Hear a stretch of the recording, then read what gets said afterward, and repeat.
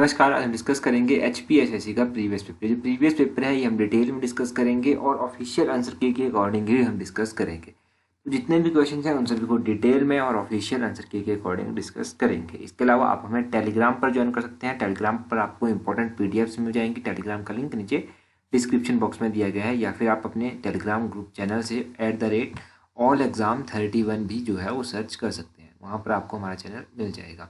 Telegram के अलावा आप हमें इंस्टाग्राम और फेसबुक पर भी फॉलो कर सकते हैं। तो चलिए डिस्कस करते हैं आज की वीडियो का फर्स्ट क्वेश्चन। सबसे पहला क्वेश्चन यहाँ पर पूछा गया है, largest hot water spring of Himachal Pradesh is. तो हिमाचल प्रदेश का सबसे बड़ा गर्म पानी का झरना है। तो सबसे बड़ा गर्म पानी का झरना हिमाचल प्रदेश का कौन सा है?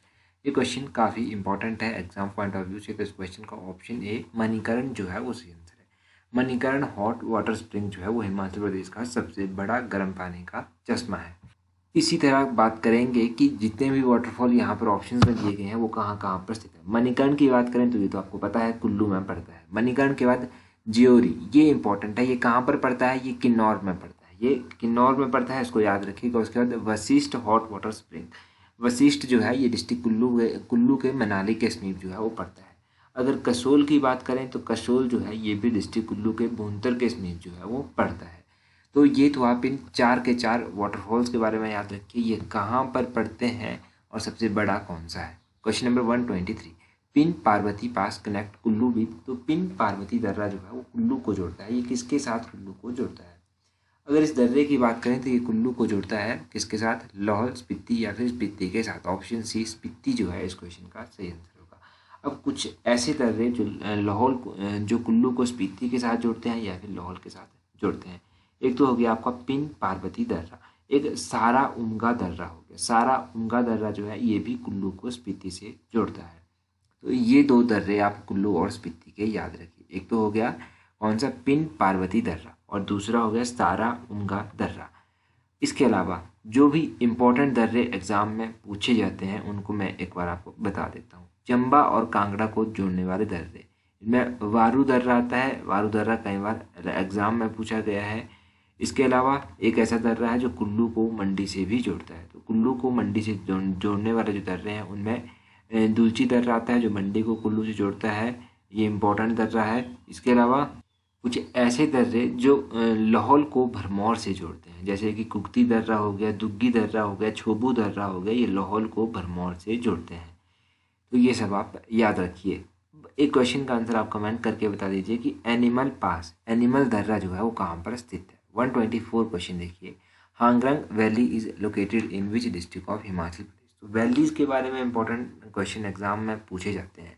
हांगरंग वैली कहाँ पर है? तो क्वेश्चन नंबर 124 की बात करें तो ऑप्शन डी सही आंसर होगा, नन ऑफ दिस, इनमें से कोई भी नहीं। तो ये हांगरंग वैली कहाँ पर पड़ती है ये आपको पता होना चाहिए।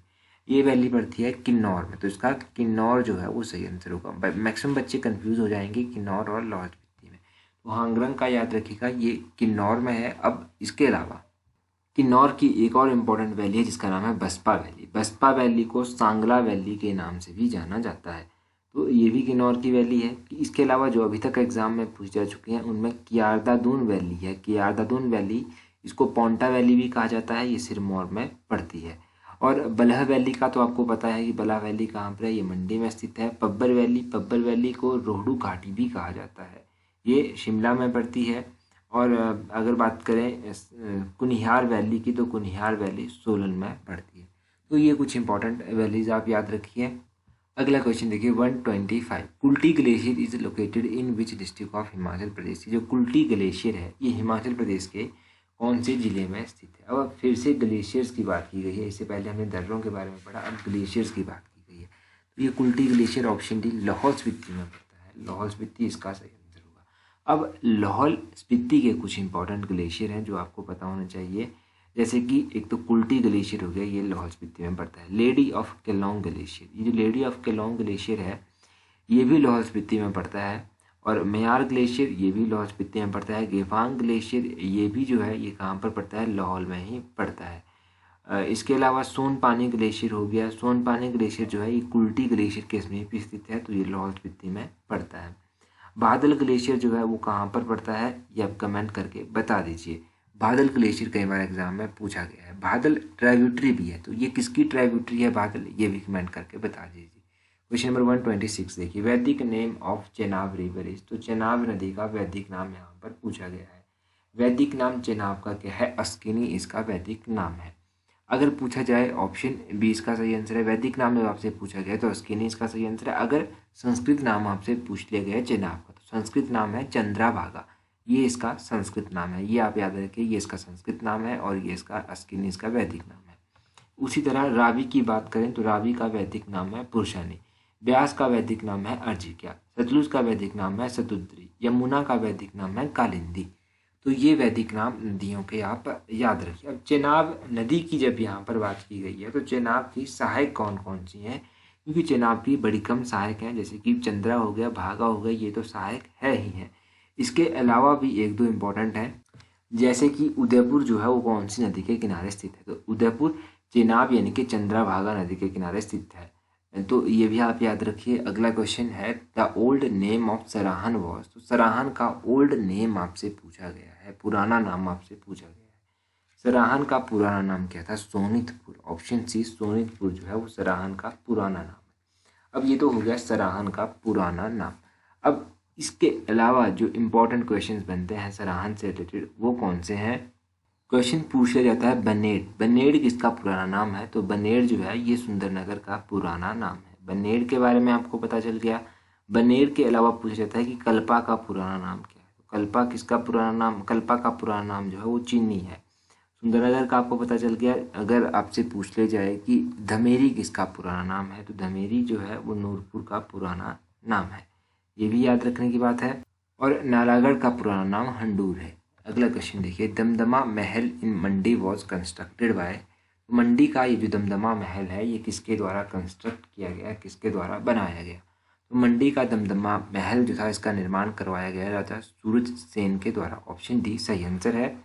राजा सूरज सिंह के से रिलेटेड जो इंपॉर्टेंट क्वेश्चन बनते हैं वो बन जाते हैं, जैसे कि कमलागढ़ किला जो है वो कहाँ पर किसने बनवाया था और कहाँ पर, तो कमलागढ़ किला बनवाया गया था राजा सूरजसेन के द्वारा। ये मंडी के ही राजा थे। 1625 में इनके द्वारा ये बनवाया गया था कमलागढ़ किला। ये तो राजा सूरजसेन के बारे में आपको पता चल गया। अब क्वेश्चन पूछ लिया जाता है कि जो मंडी का विक्टोरिया ब्रिज है वो किसके द्वारा इसका निर्माण करवाया गया। मंडी का जो विक्टोरिया और सस्पेंशन ब्रिज भी इसको कहते हैं, इसका निर्माण राजा विजय सेन के द्वारा करवाया गया। तो ये 3 क्वेश्चन आप यहाँ से याद रखें। इनमें से कोई भी क्वेश्चन आपसे पूछा जाए तो आपको कोई डाउट नहीं होना चाहिए। 129, Himachal Pradesh became part C state in which year, तो हिमाचल प्रदेश जो था वो पार्ट सी राज्य कब बना, भाग सी राज्य कब बना, ये बना था 1951 में। ऑप्शन सी जो है 1951 सही आंसर है। अब देखो कुछ लोग कमेंट करेंगे ऐसा है वैसा है, कुछ भी है, जो ऑफिशियल आंसर की फाइनल आंसर की के अकॉर्डिंग आंसर दिया है मैंने आपको बता दिया। अगर किसी को डाउट है तो कमीशन के साथ बहस करें, यहाँ पर कमेंट करके फालतू में एनर्जी वेस्ट करेंगे और दूसरे बच्चों के मन में भी डाउट क्रिएट करेंगे। ये मैं इसलिए कह रहा हूँ क्योंकि इससे पहले कई बार इस क्वेश्चन को लेकर कमेंट आ चुके हैं, तो इसमें डाउट नहीं रखिएगा। हिमाचल प्रदेश यूनियन टेरिटरी कब बना था, केंद्र शासित प्रदेश हिमाचल प्रदेश कब बना, तो ये 1956 में केंद्र शासित प्रदेश बना। और कब से लेकर कब तक ये रहा, तो 1951 में तो ये बन गया और 1971 तक ये यूनियन टेरिटरी यानी कि यूटी रहा, केंद्र शासित प्रदेश रहा। ये क्वेश्चन भी एग्जाम में पूछा जाता है। पहले जब हिमाचल प्रदेश 1948 में अस्तित्व में आया था तो उस समय हिमाचल प्रदेश में 4 जिले हुआ करते थे। उसके बाद बिलासपुर का विलय जो था हिमाचल प्रदेश में हुआ, तो बिलासपुर 1954 में मर्ज हुआ था हिमाचल प्रदेश में। बिलासपुर के बाद किन्नौर हुआ, तो किन्नौर 1960 में विलय हुआ था हिमाचल प्रदेश में। अगला क्वेश्चन देखिए 130, यहाँ पर पूछा गया है Shimla agreement was signed in which year, Shimla जो समझौता था वो कब हस्ताक्षरित हुआ था, इसके ऊपर कब हस्ताक्षर किए गए थे। क्वेश्चन नंबर 130 की बात करें तो ऑप्शन डी 1972 में इसके ऊपर हस्ताक्षर किए गए थे। ये तो शिमला एग्रीमेंट के बारे में हो गया। अगला क्वेश्चन देखते हैं river rafting was introduced in Himachal Pradesh in, ये क्वेश्चन इंपॉर्टेंट है, काफ़ी इंपॉर्टेंट है और एग्जाम में पूछा जाएगा। काफ़ी रेयरली क्वेश्चन पूछा जाता है और काफ़ी अच्छा क्वेश्चन ये है। तो 131 का जो सही आंसर होगा वो होगा ऑप्शन सी 1989 में रिवर राफ्टिंग जो था वो हिमाचल प्रदेश में इंट्रोड्यूस की गई थी। अब यहाँ से आप क्या क्वेश्चन इंपॉर्टेंट डिस्कस कर सकते हैं, तो पोंग डैम के बारे में आप डिस्कस कर सकते हैं कि पोंग डैम कहाँ पर है, इसका पुराना नाम क्या है, या फिर इसका दूसरा नाम क्या है पोंग डैम का, तो ये आप कमेंट करके ही बता दीजिए कि पोंग डैम कहाँ पर है, इसका दूसरा नाम क्या है। उसी तरह पंडोह झील के बारे में भी बता दीजिए। 132 देखिए, mushroom city of India is, तो इंडिया की यहाँ पर मशरूम सिटी पूछी गई है। देखो हिमाचल की पूछी होती तब बात बनती, परंतु इस क्वेश्चन को जो है वो फिर सही आंसर इसका बताया गया है ऑप्शन सी सोलन। सोलन को जो है वो मशरूम सिटी भी कहा जाता है। कहाँ का, ये आप याद रखिएगा कि Solan is the mushroom city of India या फिर हिमाचल प्रदेश। सोलन में और भी टमाटो भी उगाया जाता है यहाँ पर। मोहन हेरिटेज पार्क कहाँ पर स्थित है, मोहन हेरिटेज पार्क सोलन में ही स्थित है। सुलूनी माता का मेला कहाँ पर होता है, तो सुलूनी फेयर जो है ये भी सोलन में होता है। सुलूनी माता का मंदिर भी है सोलन में। तो ये बेसिक्स है, मैंने आपको बता दिया। 133 देखिए, which is the executing agency of Bairasiul hydro electric project. ये जो बेरास्यूल हाइड्रो इलेक्ट्रिक प्रोजेक्ट है इसको निष्पादन करने वाली एजेंसी जो है वो कौन सी है, तो 133 का ऑप्शन ए सही आंसर है NHPC। NHPC जो है इसको एग्जीक्यूट करती है किसको, बेरास्यूल हाइड्रो इलेक्ट्रिक प्रोजेक्ट। अब कुछ ऐसे प्रोजेक्ट जो अभी तक एग्जाम में पूछे जा चुके हैं और हमें रिवाइज भी करने चाहिए, तो उनको एक बार पढ़ लेते हैं। क्वेश्चन एग्जाम में पूछ लिया जाता है कि भाखड़ा डैम को एग्जीक्यूट करने वाली एजेंसी कौन सी है, तो वो है BBMP, Bhakra Beas management board. Kol dam को एग्जीक्यूट करने वाली एजेंसी कौन सी है, वो है NTPC। NTPC का पूरा नाम है नेशनल थर्मल पावर कॉरपोरेशन।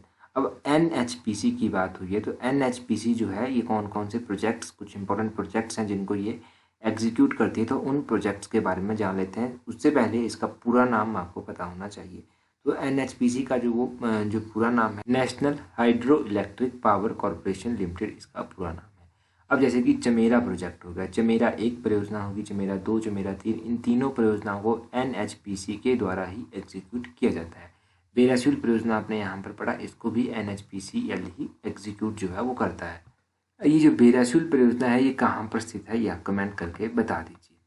अगला क्वेश्चन देखिए 134, यहाँ पर पूछा गया है army public school is located in which place in Himachal Pradesh. ये जो आर्मी पब्लिक स्कूल है ये हिमाचल प्रदेश में कहाँ पर स्थित है, तो आर्मी पब्लिक स्कूल जो है, देखो ऑफिशियल आंसर की मैं इस क्वेश्चन को स्क्रैप कर दिया गया है, परंतु जब आप इसको सर्च करेंगे तो आर्मी पब्लिक स्कूल आपको कहाँ पर मिलेगा, डगसाई में मिलेगा।